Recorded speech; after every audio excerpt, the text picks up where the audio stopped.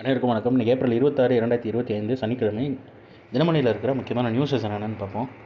July 12 group 4 தேர்வு 3935 பணியிடங்களுக்கு விண்ணப்பிக்கலாம்னு சொல்லி கொடுத்துருக்காங்க. இந்தியாவுக்கு எதிரான பயங்கரவாதத்துக்கு ஆதரவு பாகிஸ்தான் ஒப்புதல்னு தெரிவிச்சிருக்காங்க. அதாவது இந்தியாவுக்கு எதிராக பயங்கரவாத தாக்குதல்களை நடத்துவதற்கு கடந்த 30 ஆண்டுகளாக பயங்கரவாத குழுக்களுக்கு பயிற்சியையும் நிதி உதவியையும் ஆதரவையும் பாகிஸ்தான் அரசு அளித்து வருகிறது என்று அந்நாட்டின் பாதுகாப்புத்துறை அமைச்சர் கவாஜா ஆசிப் பகிரங்கமாக ஒப்புக்கொண்டிருக்கிறார். அது மட்டுமின்றி இந்த நடவடிக்கையை அமெரிக்கா மற்றும் பிரிட்டன் உள்ளிட்ட மேற்கத்திய நாடுகளுக்காக பாகிஸ்தான் செய்து வந்தது என்றும் அவர் கூறியுள்ளார்னு சொல்லி தெரிவிச்சிருக்காங்க. பேரவை ஆவணங்களுக்கான பிரத்யேக இணையதளம் முதல்வர் மு க ஸ்டாலின் தொடங்கி வைத்தார்னு தெரிவிச்சிருக்காங்க. சட்டப்பேரவையில் கடந்த 2021ஆம் ஆண்டு அறிவிக்கப்பட்ட அறிக்கையின்படி 1921ஆம் ஆண்டு முதல் நடைபெற்ற சட்டப்பேரவை சட்ட மேலவை நிகழ்வுகள் தொடர்பான பதிவுகளை கணினிமயமாக்கும் பணிகள் தொடங்கின. பேரவை நடவடிக்கைகள் குறிப்புகள் வெளியீடுகள் அது என்னென்னமோ எல்லாம் கொடுத்துருக்காங்க. அதுக்கு tnlasdigital.tn.gov.in அப்படின்ற இணையதளத்தில் பார்த்துக்கலாம் அப்படின்ற மாதிரி கொடுத்துருக்காங்க.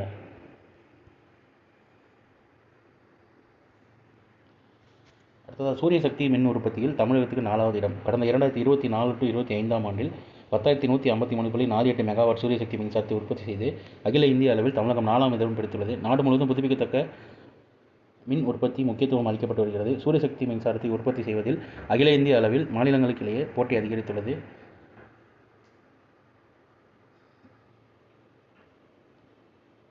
அதன்படி கடந்த 2024-25ஆம் ஆண்டில் 10,153.48 மெகாவாட் சூரியசக்தி மின்சாரத்தை உற்பத்தி செய்து அகில இந்திய அளவில் தமிழகம் 4வது இடம் பிடித்துள்ளதுன்னு சொல்லி தெரிவிச்சிருக்காங்க. ராஜஸ்தான் 30,359.43 மெகாவாட் மின் உற்பத்தி செய்து முதல் இடத்திலும் 28,286.47 மெகாவாட் உற்பத்தி செய்து குஜராத் மாநிலம் 2வது இடத்திலும் 10,687.27 மெகாவாட் உற்பத்தி செய்து மகாராஷ்டிரா 3வது இடத்திலும் உள்ளதுன்னு சொல்லி தெரிவிச்சிருக்காங்க. அடுத்ததாக இன்றைக்கான திருக்குறள் என்னன்றதை பார்த்துருவோம். ஓதல் வேண்டும் ஒளிமால்கும் செய்வினை அதுவும் மண் என்னும் அவர் மென்மேலும் உயர்வோம் என்று விரும்பி முயல்கின்றவர் தம்முடைய புகழ் கெடுவதற்கு காரணமான செயலை செய்யாமல் விட வேண்டும் அப்படின்னு வினை தூய்மை அப்படின்ற அதிகாரத்தில் திருவள்ளுவர் சொல்லியிருக்காரு. அடுத்ததாக நாடாளுமன்றத்தில் இயற்றப்பட்ட சட்டத்துக்கு உரிய காரணமின்றி தடை விதிக்க முடியாதுன்னு சொல்லி உச்சநீதிமன்றத்தில் மத்திய அரசு பதில் மனு தெரிவிச்சிருக்காங்க. நாடாளுமன்றத்தில் இயற்றப்பட்ட சட்டத்துக்கு அரசமைப்பு சட்ட செல்லத்தக்க தன்மை உண்டு என்ற நிலையில் அச்சட்டத்துக்கு உரிய காரணமின்றி முழுமையாக தடை விதிக்க முடியாது என்று உச்சநீதிமன்றத்தில் மத்திய அரசு தரப்பு வெள்ளிக்கிழமை தெரிவிக்கப்பட்டது. மேலும் வக்ஃபு திருத்த சட்டத்தில் அரசமைப்பு சட்டம் செல்லத்தக்க தன்மையை எதிர்த்து தாக்கல் செய்யப்பட்ட மனுக்களை தள்ளுபடி செய்ய வேண்டும் என்றும் மத்திய அரசு தரப்பில் வலியுறுத்தப்பட்டதுன்னு சொல்லி கொடுத்துருக்காங்க.